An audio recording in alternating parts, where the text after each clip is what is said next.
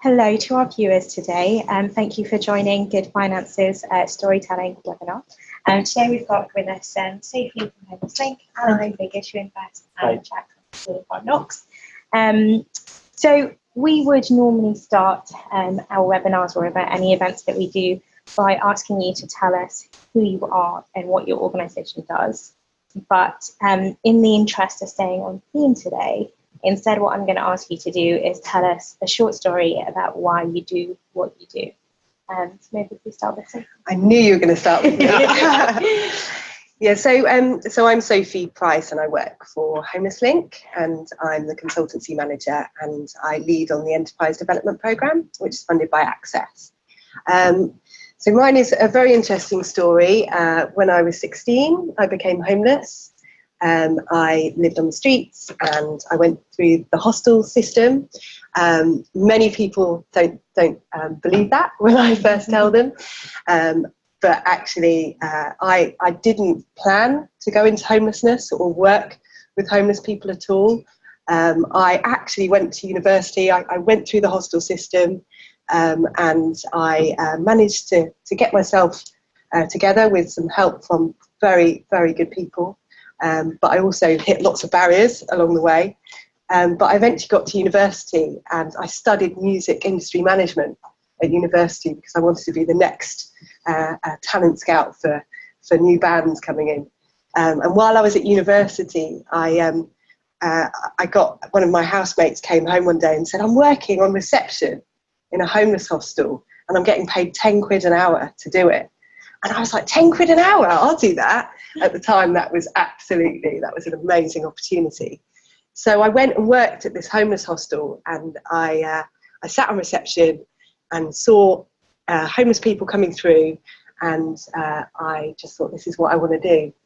And I think I was a natural, and I think my past experience really helped me. So from there, I became really passionate about substance misuse. And I ended up going into the substance misuse field, and I ran drug and alcohol services in many different areas, but always kind of had that passion for social enterprise, always loved the fact that you could do both. And many years ago, I ran an art gallery and a cafe with a homeless charity. So I ended up kind of doing that. And then I suppose many other jobs came up, but I eventually ended up with Homeless Link, who I think are an amazing charity and a membership organisation.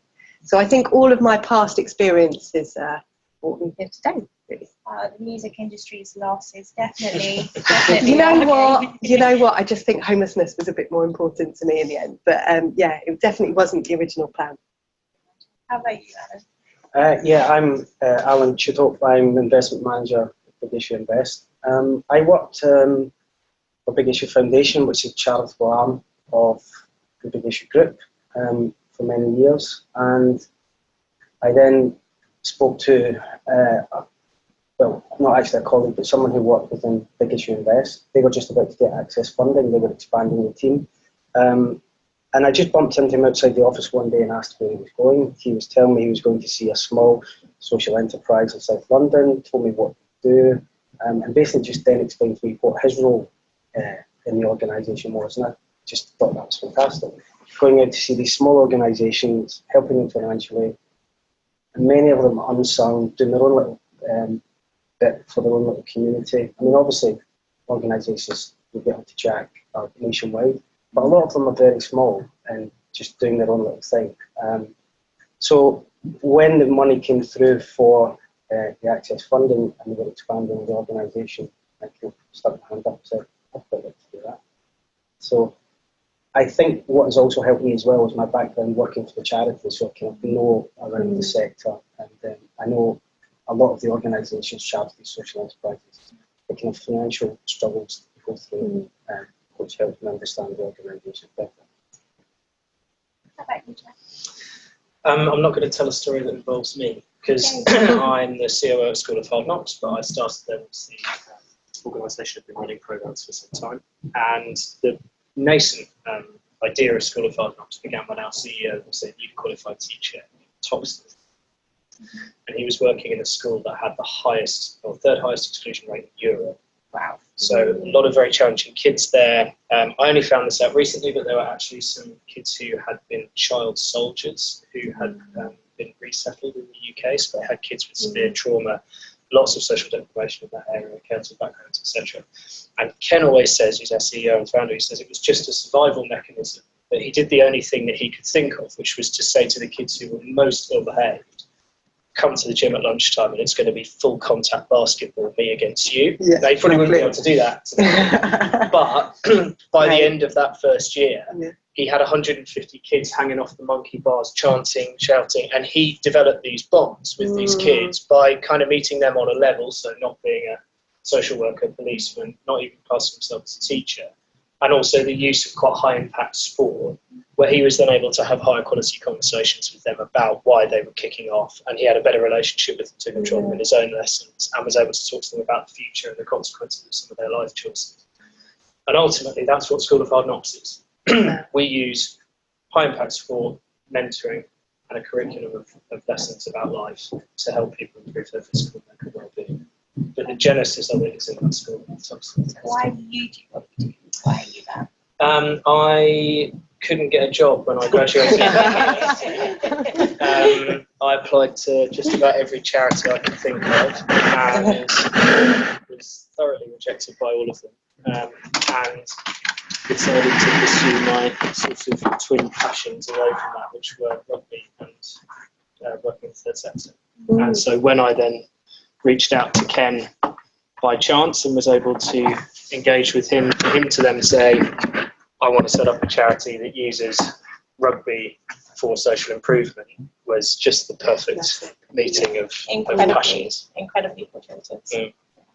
So if you are listening to our webinar today and you have any questions for these guys, please do tweet them into us. We are picking them up on our Twitter. And what we want to do today is explore the role that storytelling plays when it comes to social investment. And we are incredibly excited that we've got your range of perspectives, kind of from social investor and the investee lens. So turning to Sophie and Alan first.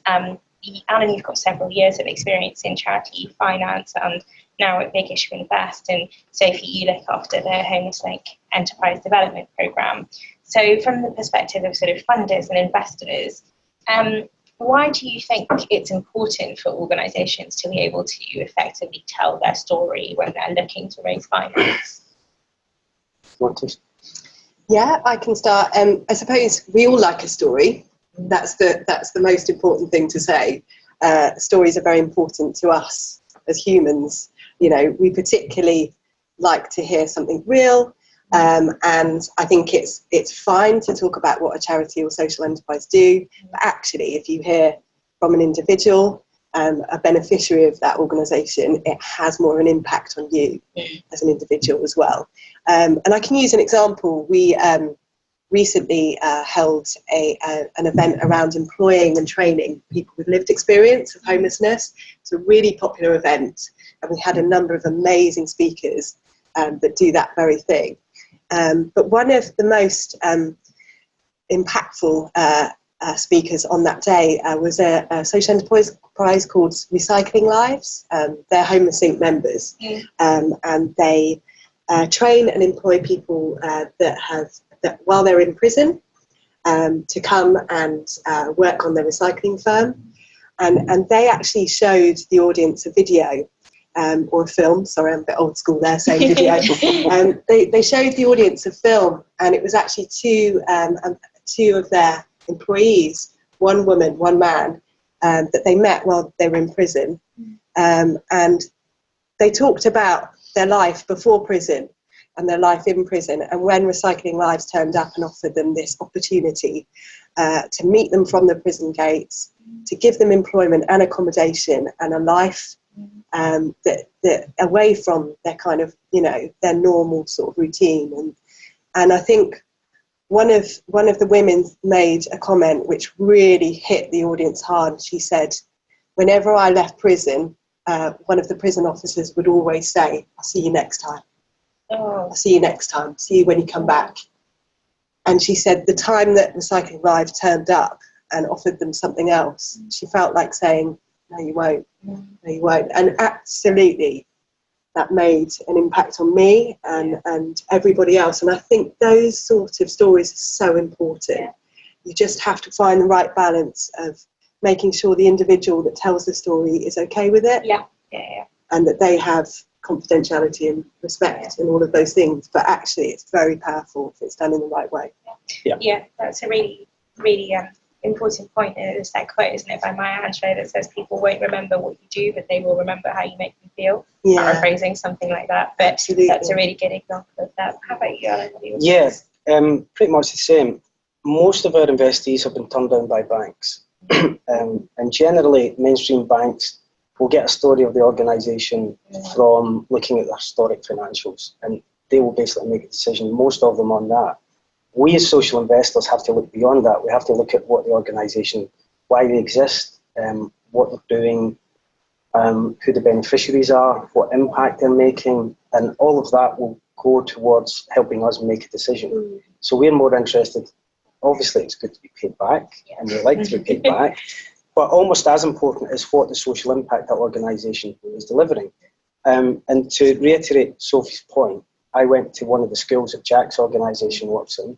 There's a school in Newham, it's one of the bottom 10% of the most deprived areas in the UK. And I saw there was 2 cohorts of kids who are at risk of permanent exclusion from school. The first cohort who came in had already been through the first year of the programme. They were engaged and attentive and were encouraging each other. And you could really see the benefit they'd had from the first year of the course. The second cohort had just started and it was chaotic, not because of the mentors or the coaches, but that's who these kids were at that stage in their life. And sitting there and seeing the difference from 1 year of this course that can make, just told such a powerful story. And I guess that's the kind of thing you carry with you and absolutely you remember. Yeah. And so Jack, coming on to School of Hard Knocks, when I was planning for this, we were doing some research and I spent some time on the website, and the kind of tagline on the website is life is an uneven playing field and we help even it out, which I really loved because it's almost like a story in one line about what you guys do. So tell us a little bit more about School of Hard Knocks and why storytelling is so important to you guys as an organisation. I'm really pleased you said that about the website, because the task we had when we designed our website was come up with a one-line thing that's going to tell people why you exist. And so I'm pleased that you took that away from it. I mean, so we think that the life is not fair, essentially. And I think there's a pretty substantial amount of evidence to back that up. It's not a perfect meritocracy. I think all of us know that within our own lives. We know that with people we know. There's just a lot of factors that come into play in whether or not someone's successful. And we also think that the provision that was out there before School of Hard Knocks existed wasn't right for everybody. So the 2 groups that we work with, if you look at unemployed adults, I don't know if you've ever been into a job centre, but it's pretty much one of the most depressing places you can go. And it's not an aspirational environment. Actually, it must be an incredibly tough place to work as well, because it's not a huge amount of fun, essentially, giving people barely enough to survive on, sanctioning them if they make a mistake or if you think that they're not complying. It's quite a confrontational relationship a lot of the time. So no one wants to be in those buildings. And that is the kind of mechanism to try and get people back to work. That is what the state provides. They also then outsource things to large providers in the work program or whatever it's called now. But we felt that there was a gap in there to come in and work with people who needed something different to try and turn them around. And the way we describe ourselves is we improve people's physical and mental well-being. Because if you're not emotionally and intellectually ready to get a job, anyone can farm thousands of people into a job. You get a computer suite and you treat people with enough, contempt and tell them you've just got to sit there until you've turned, I will write your CV, I'll write your cover letters, you're going to get a job. People will get a job, they just won't keep it. Yeah. And then when you look at how schools work, there are children who are excluded every single day in the UK. I think I read recently that permanent exclusions are up to 45 per day based on the latest DFE figures. Now that seems quite high to me. That was shocking. 45 every day across the UK. So these students are clearly not being engaged by the current system. And again, we feel like if their physical and mental well-being is better, they are much more likely to engage with school. So just on the subject of storytelling, one of the things I found really shocking talking to some of our kids last week is that they were not being fed outside school hours. So there's a breakfast club, which is not actually funded by the government, it's funded by corporate. There's a free school meals at lunch. But if I was turning up to work, having not eaten since midday the previous day, I don't think I would be at my best. No. And if you then combine that with, if you stay up playing video games until 2 a.m. because you're not really being supervised at home, I don't think I would be at my best.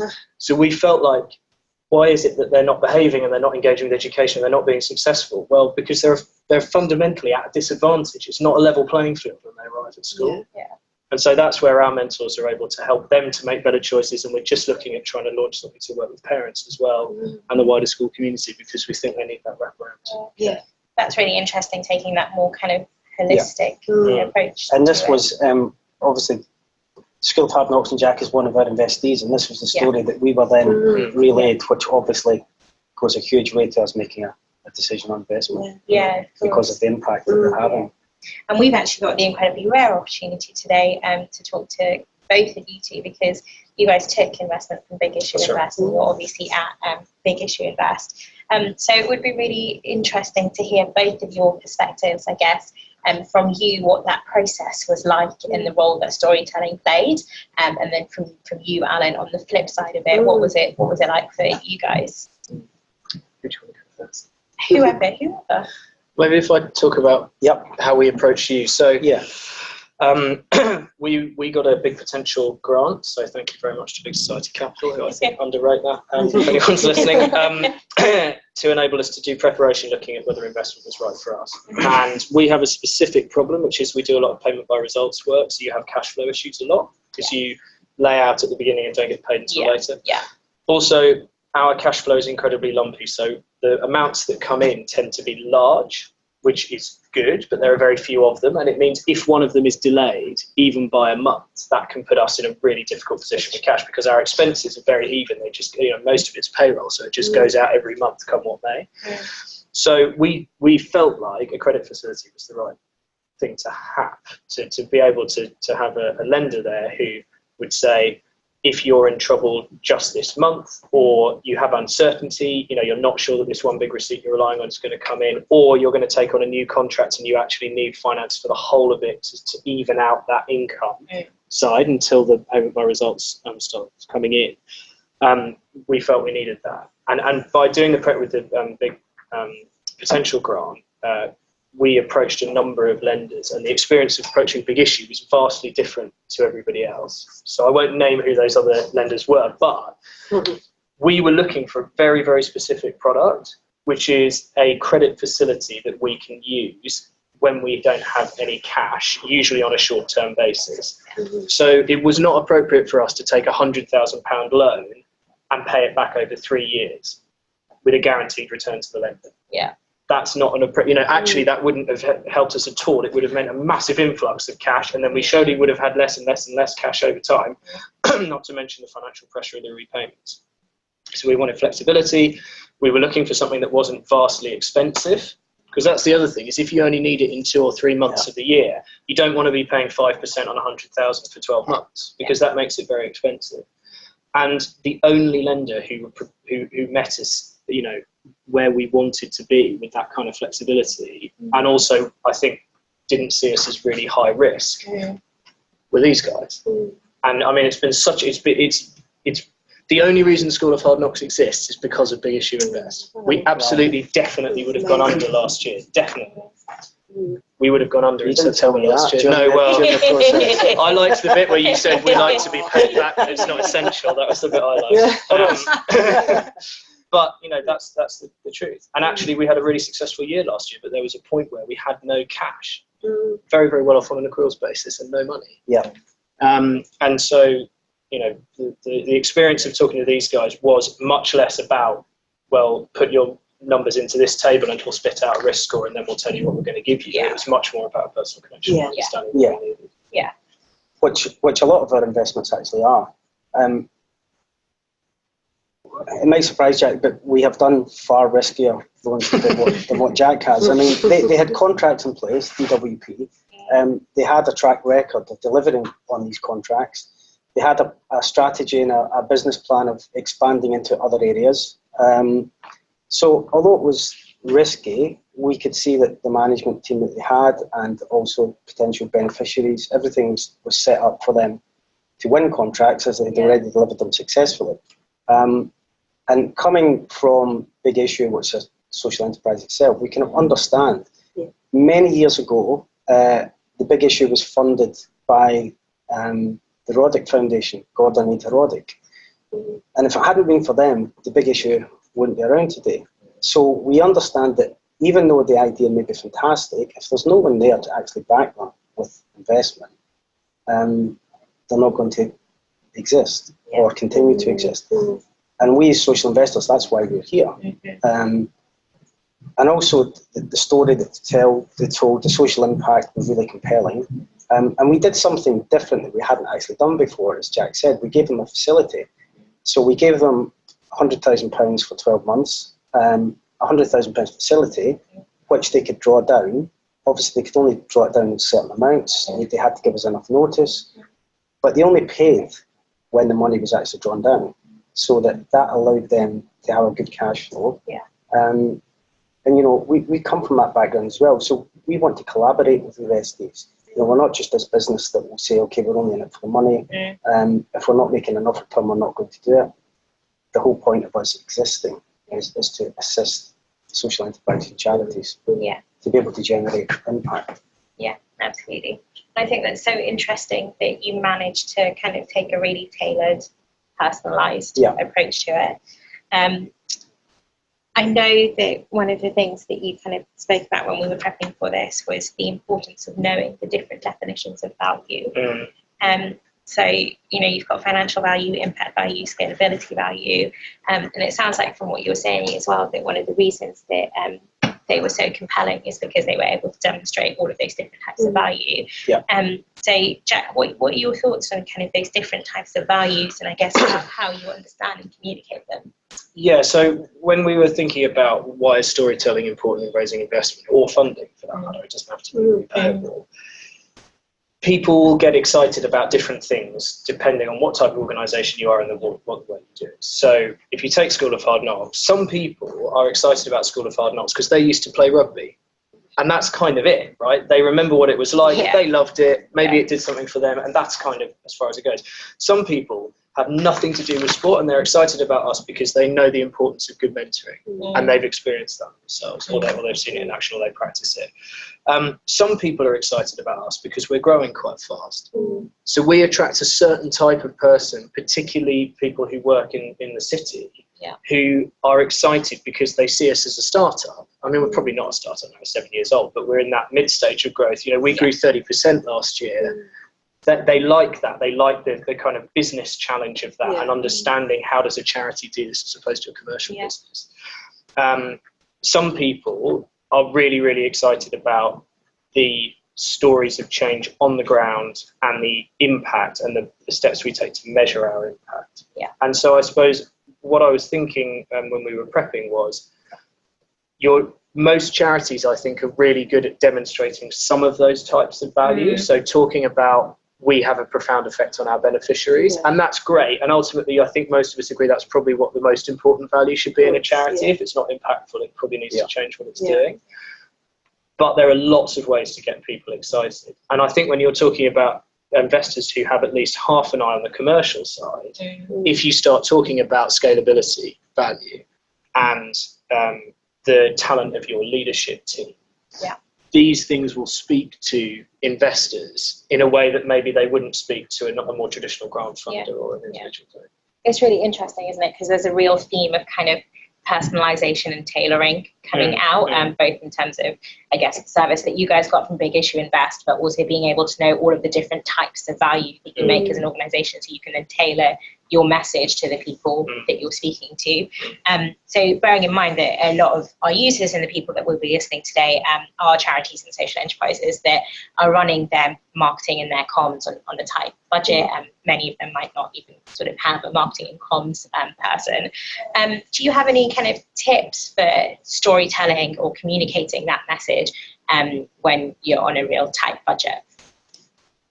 I would say, just from Homeless Link's perspective, we have a social investment fund, and we have the enterprise development program, which is kind of getting our membership organisations ready for social investment. Yeah. And I think as an organisation, we've realised that some of our traditional homeless charities aren't necessarily ready to start telling their story. Their comms aren't perhaps as good as others.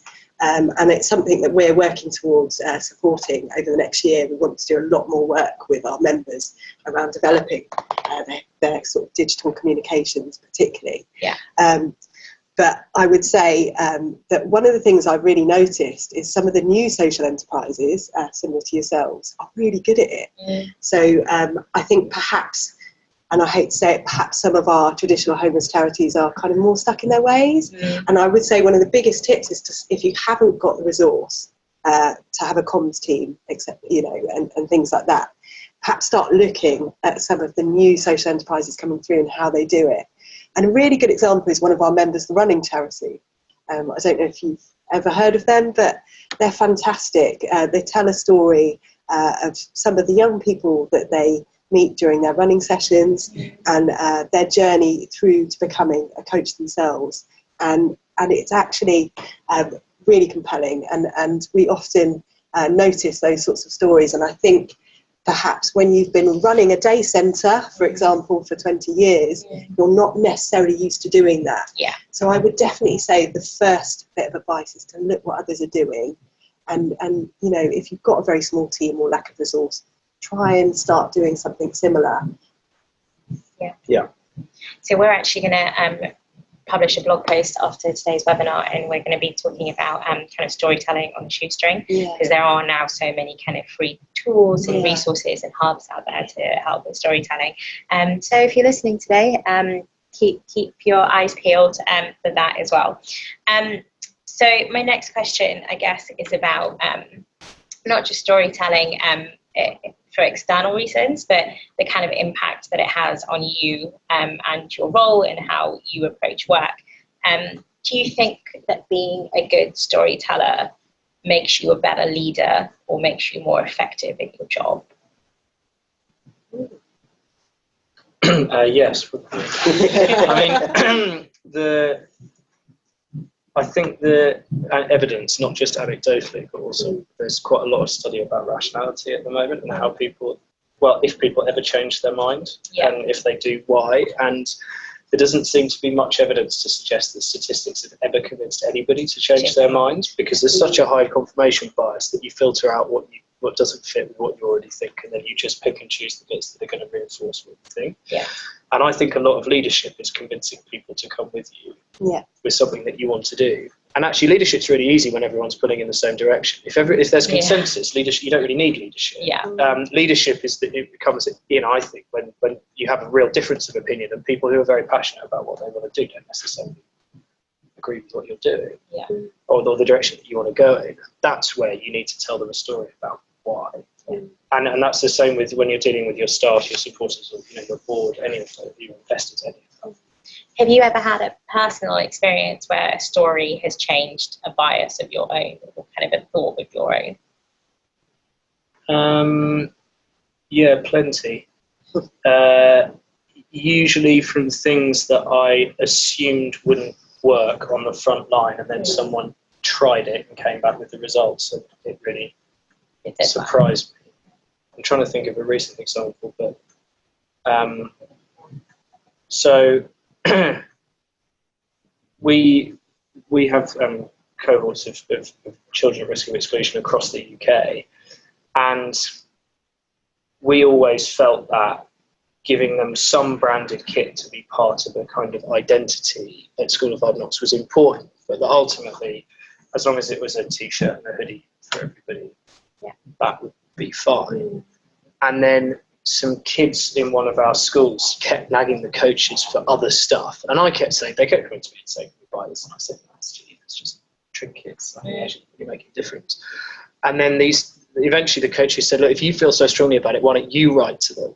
So they went on our website and used the contact us form and said, "We're the kids at this school, we want this, and this, and this," and it came through to us. Now, I assume none of them will be watching, so this is a great way to get us to buy stuff, because we bought it straight away because we thought it showed initiative. But also, it turns out that that feeling of identity comes from a lot more than just fruit. So one of the things they really wanted was branded pens, so that in class they could be working with something with School of Hard Knocks on all the time. Now, I would never have picked that. It's got to be a cool brand, right? Isn't it?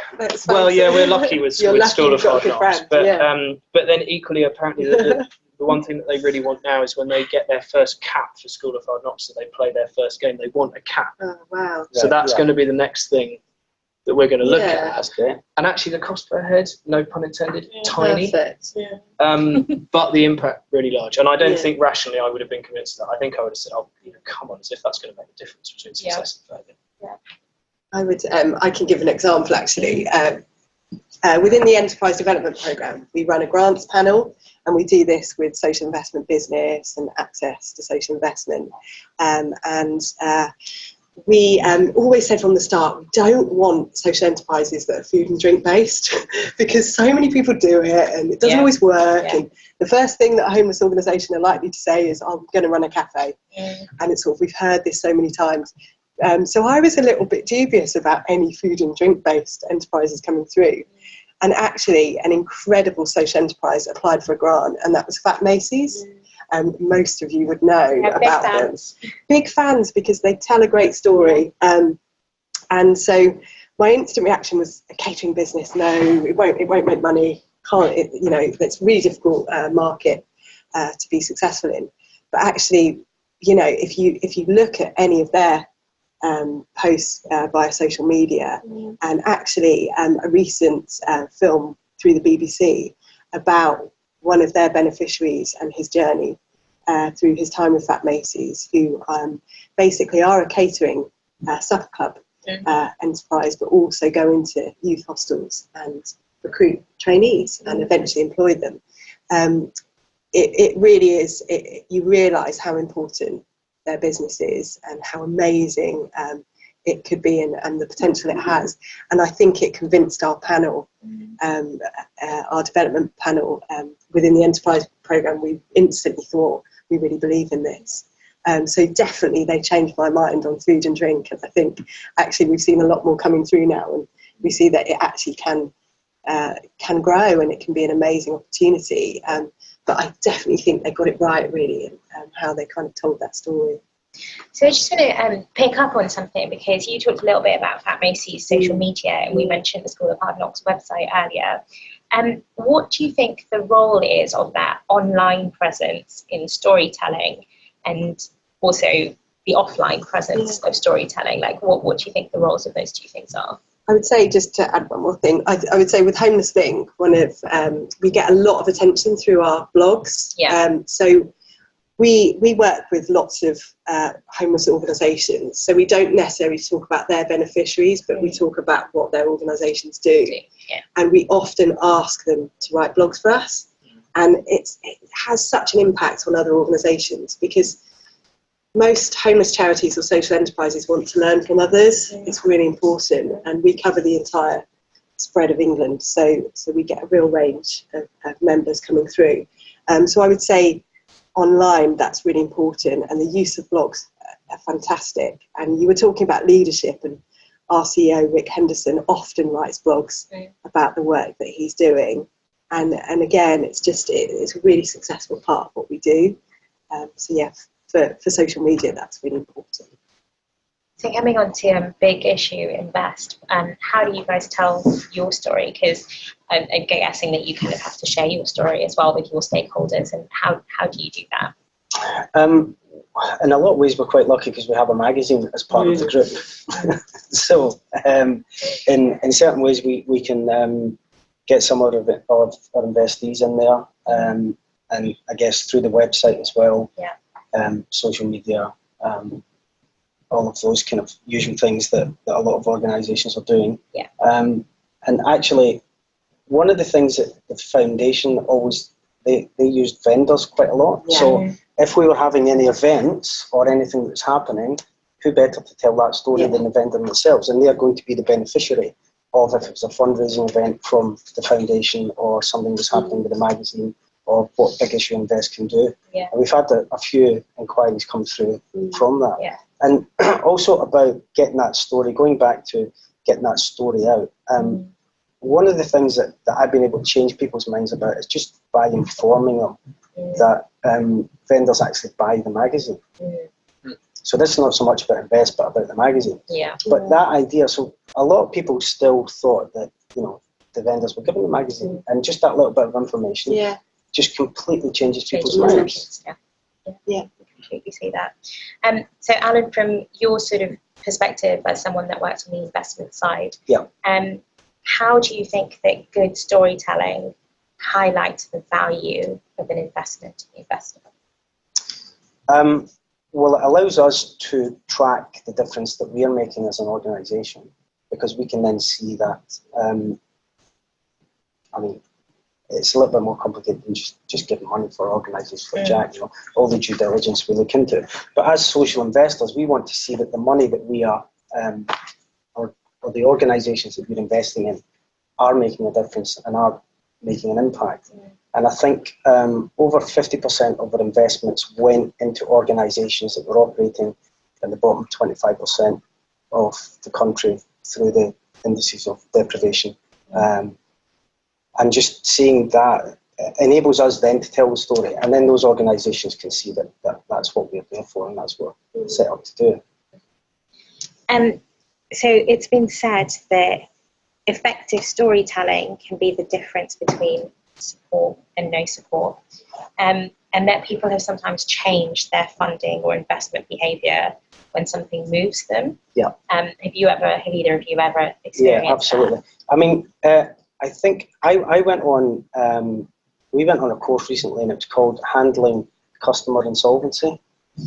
So the lecturer gave the definition of an organisation trading insolvently: current liabilities exceed current assets, more money's going out than coming in.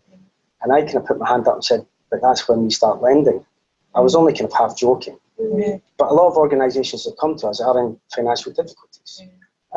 So the story has to be compelling. It has to make us want to believe that organisation, and a lot of the times that we invest, we're investing in the individual or individuals, so the chief exec, like Jack, or the management team. So that story will be the difference between us investing and us not investing, because we have to look beyond the financials. In your time at Big Issue Invest, has there been a story that's moved you? Yeah, absolutely. There was an organisation down in Cheltenham. It was a conservation educational charity that looked after birds of prey. The chief exec grew up in care, had very limited formal education, slept rough, and he was a bit of a loner, so he became attracted to birds of prey. And he used to sleep rough in a barn, and he would watch owls coming in and nest in this barn. 20 years later, he now runs a charity that's on the site of where that barn used to be. Now, if you looked at the financials of this organisation, you know, the social impact wasn't huge. The financials weren't great. He had mental health issues. One of his employees had ADHD. For those two people, that organisation was life-changing. Now, they weren't looking for huge amounts of money. So that was a risk that I was willing to take, because I could see the difference that made to two individuals, and the difference that made to his life. And the good news is they're still paying us. That's great. That's so powerful, isn't it, when that happens, that sort of full Yeah, circle. absolutely. How about you, Sophie, in your time at Homeless Link? Has there been any stories that have really moved you? Yeah, I think recently we were able to offer a grant to Groundswell. I don't know if you've heard of Groundswell, who are an amazing charity, grassroots, and offer peer advocacy, and they do peer research as well. So everything is about people with lived experience having a voice and being able to steer the direction of the organisation. It's absolutely fantastic, and if you haven't heard of them, have a look, because they're great and they're growing massively. But they do peer research, and they wanted to develop their enterprise through this, and it's quite an unusual one for us to look at, really. But actually, we realised that it's a growing market. So, for example, local authorities often want to hear from people with lived experience now when they're looking at their homeless strategy, for example. It's not just about what they think or what homeless organisations think, it's about people that are actually using services. So I think it really touched me that they're growing this and that they're able to be paid for this sort of work. So we recently offered them a grant, and it was lovely because most of their team have lived experience. And one of speakers at a recent event that I held, she's worked in HR for Groundswell, but she was in prison in Australia for the last 5 years and came back to the country and was given a job immediately by Groundswell, and was able to speak about her experience. And so I think they recently were one of the most important organisations for that. Such a strong link, isn't there, between understanding lived experiences and storytelling? Because I guess storytelling is a really important vehicle for exactly that. Absolutely. She did an amazing thing, and I'm going to talk about this because she did a workshop for us in our event, and it was around sort of making sure that you're supporting employees that have lived experience but are coming into kind of, your team, basically. And she did this workshop, and she looked very professional and very corporate. And right at the end, she put on a massive screen, she put her prison ID. And she said, you didn't think that I'd been in prison for years and years, did you? And absolutely, you couldn't hear a pin drop again. It really has an impact. So that kind of hard-hitting message is really important. It's really important. We've just had a tweet from one of our users, Charity Buddy, who says, "I'll be buying the big issue as I wrongly assumed the vendors were given the magazine." Excellent point. Great story. Well done. Excellent point. So, Jack, on the flip side, from your perspective as somebody that's sort of continuously out there telling that story, sharing that story, what part of the School of Hard Knocks story do you think resonates the most with the people that you're telling it to? I think for nearly all charities, the stories of change on the front line are what tend to resonate most with people. And if you're talking to almost to any audience, the people who are most inclined to support you, who have, who are sort of philanthropic and are looking for, in some way, are persuadable to come over and support you. If someone is truly not interested, you're probably not going to turn them around unless you're a very, very good storyteller. Those people will be energised by hearing about what their support could do on the front line. What we've tried to do more recently is to have a kind of mixture of style and substance. So you lead with the stories of change on the front line and what it means to people, but you make sure that you do have those key statistics and impact stats behind it to back it up. And there is some interesting research on this, just based on what is written on your website, on the donation part of your website. So if you can take donations on your website, the text above it affects how much you're given and how frequently people donate. Interesting. And if you put on there what you use the money for, what percentage of it will be spent on frontline services, those two things quite dramatically increase the amount that people are prepared to give you. And so that is a really good example of the kind of substance that I think you want to go with the heartstrings story. And actually, I mean, as it happens, this is probably not what you should say on a storytelling webinar, but I think it would be better if the charitable sector was judged more on some more quantifiable metrics of impact and a bit less on who can put up the most emotional picture on a tube advert, but that might be something for me to rant about. I think it's going in that direction. I definitely don't think you're alone in thinking that. I think there's definitely a balance between the two. So we have a question from another user for you, from Chris Rawlings, who asked, do investors favour stories about the levelling of the playing field or about changing the player's ability to play on an uneven surface. Sport related there. Yeah. Yeah, I guess a difficult one. I mean, organisations have different impacts. Some are very impactful, like Jack. Others, like the Barnwell Centre down in Chiltern, are quite not. So we're basically, as an investor, I'm just interested in that they can deliver impact and what that impact is they're delivering. Yeah. It's good to know who the beneficiaries are, and what difference it's making in their lives. And we're not stuck to. I think Homeless Link, you only can work in the homeless sector. Yeah, so we're sector specific. Yeah, so we're not. We're kind of sector agnostic. So we can go in any. So just by us being able to invest in all different sectors, by very definition, the impacts change from one sector to another. Yeah. So we have no real thinking as to. Yeah, I think we're the same. I think the good thing about having a sector specific investor is that we kind of get to know those homeless organisations or charities quite well. So we look at a bigger picture, and as you said, we take a bit more risk because we know them and we get to them, we build that relationship. So it really, really varies. It really does. Yeah.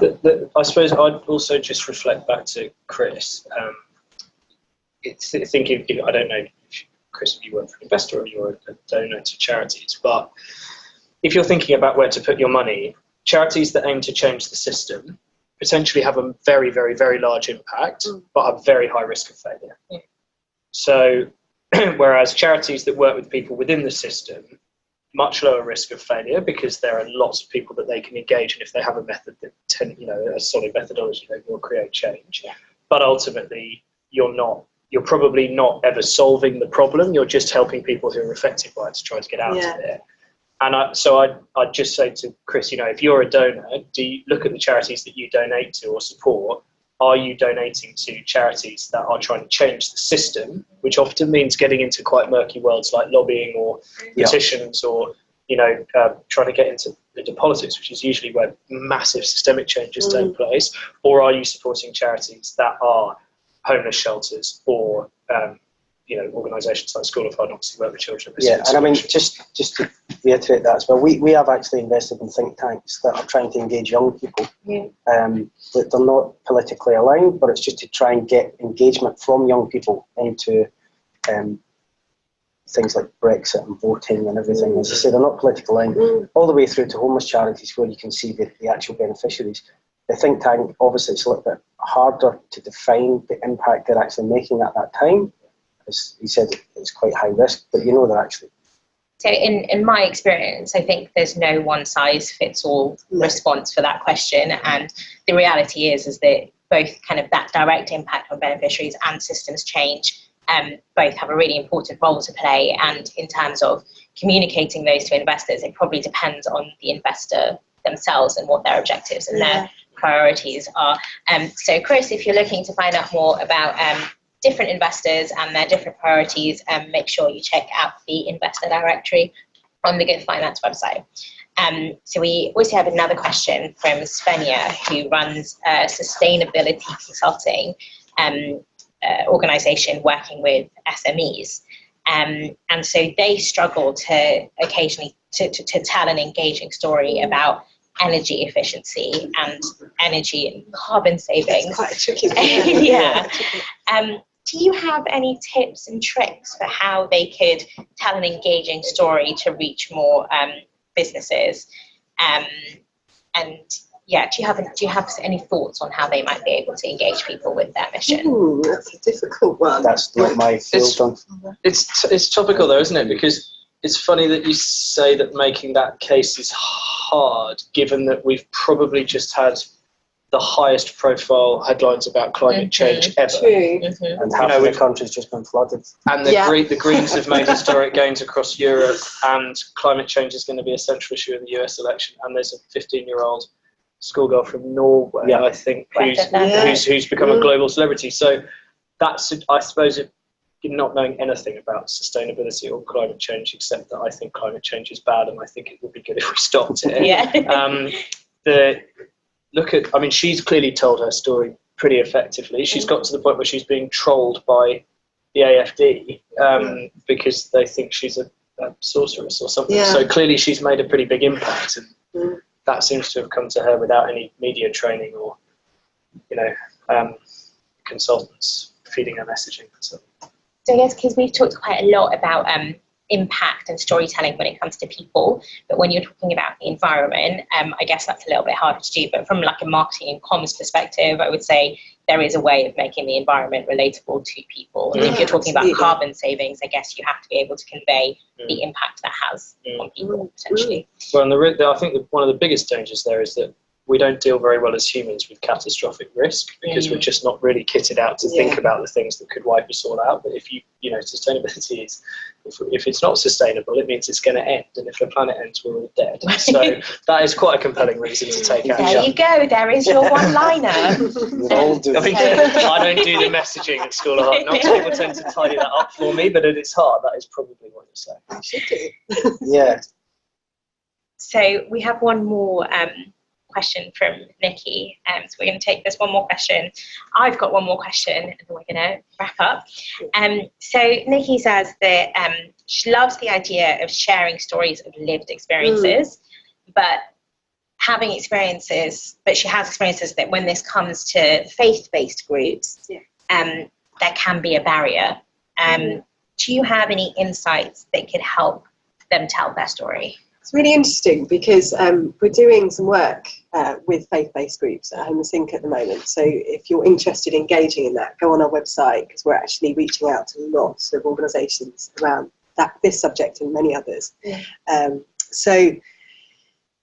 think I don't know why there's a barrier with faith-based groups. There shouldn't be, because actually I think it depends on the individual and whether they're happy with it. I would say the ones that I've described tend to be people with lived experience that come through to training, volunteering and employment. So they're kind of at a different stage. And I think that's quite a nice stage to bring people in to talk about their experiences. I think it's very challenging to talk to people that are, in the midst of rough sleeping, for example, but that does happen and it does work. But I would say the examples I've used are when organisations support that person to come within the team and they have a real buy-in for that organisation. They want to sell it because they're part of it and that organisation has supported them. So I don't know, without talking to this person about the challenges, I would say that that's not the case with all faith-based groups, because I see lots of great comms and great messaging from some of our Homeless Inc. members. But yeah, I would say definitely, again, look at others that are doing it really well and look at how they've done it. I know I've said this before, but I think it's a really good way of learning. You're learning peer-to-peer, which again is really effective. Yeah, and ultimately the objects of the charity, unless they're sort of very explicitly faith-based, they're about spreading, promoting religion, are likely to be universal outside that religion. Yeah, so absolutely. Is the Samaritans a religious charity? I presume it is a faith-based charity. Is that right? Why? Samaritans so much. No, Lots of YMCA. Some YMCAs. They're one of our investees. Yeah. So there are charities out there that where you don't think of them as a faith-based charity first, despite that being quite important. So for Salvation Army, Emmaus, UK. Lots of Homeless Inc. members are faith-based. No, I was just saying one of our investees is YMCA, and they deal with YMCA Cornwall, who house homeless young people from 16 to 25. So they obviously don't promote the faith, but they are a faith-based organisation. And their story is how they're helping young homeless people in Cornwall and moving them on into accommodation where they live by themselves and then go on to further education, things like that. We did a video case study for Good Finance of this organisation called Media Culture at CIC, and it was really interesting because the founder set it up after he lost his uncle in what they believe was a kind of racially motivated attack after 9/11, and one of their kind of core objectives is dealing with Islamophobia, and they kind of went on to set up social enterprise and take social investment. So we did a really interesting video case study about them, which you can check out, and it's on the Good Finance website and the YouTube channel. So my last question, and a massive thank you to all three of you. I think this has been such an interesting conversation, but my last question for the three of you is, do you have any kind of like sort of final, really important, what are your key kind of messages to inspire organisations to understand the value and the importance of storytelling? We've got to put together a story now of what we've been talking about. This is very challenging. I mean, the thing of everything that we've talked about, that I suppose the theme that runs through it for me is whenever you are communicating with anybody internally or externally, think about it as a story, because it probably is, whether you like it or not. Even if you're presenting the driest set of financial measurements ever, you probably write a financial narrative that goes on top of that, or you're going to try and shape the way that people interpret that. So everything is a story. And I think if you start from that point of view, you'll probably, being conscious of it will make you do it better, I think. Yes, we always say internally, there's no numbers without stories and no stories without numbers. Yeah. How about you, Alan? Should have said that. Yeah, that's my one with financial. Yeah, I mean, story's very important. I go back again to, a lot of the organisations that we look at are not great positioned financially. And we have to believe in those organisations, and part of the way we can believe in that organisation is the story that they will then tell us why they exist, and also, actually, as importantly, what would happen if they didn't exist. That's also part of the story. Why were they created? What needs were they fulfilling? And always around the beneficiaries. Absolutely, always about that. Yeah, really understanding that impact and that change. Absolutely. Yeah, I would just say, think about a story that moves you and why it does, really, and then look at your own organisation and deliver it in the same way. I think I would say if you're looking for investment, there's so many opportunities now to work with investors like yourself or like Homeless Link to really support you to do that from the beginning. So immediately, if you think you don't know what you're doing, there's a lot of support out there. So I'd say you're not on your own. You've got great resources like this, but also individuals like us that can help. Yeah, and we can also just a telephone conversation, and if they're not sure of what we need, then just speak to us, because we're here to help organisations. Yeah, absolutely. Well, thank you so much for your time today and for sharing your stories. It's been really interesting hearing them, and I'm sure our users have liked it as well. If you have been listening today and you do want to get in touch with any of these guys, you can tweet them, or you can check out the Good Finance Investor Directory, where I know you're both listed, if you do want to have a chat. And if you are a user and you want to listen back to this, we will be putting it up online, so stay tuned. But thank you to all three of you. Thank you very much.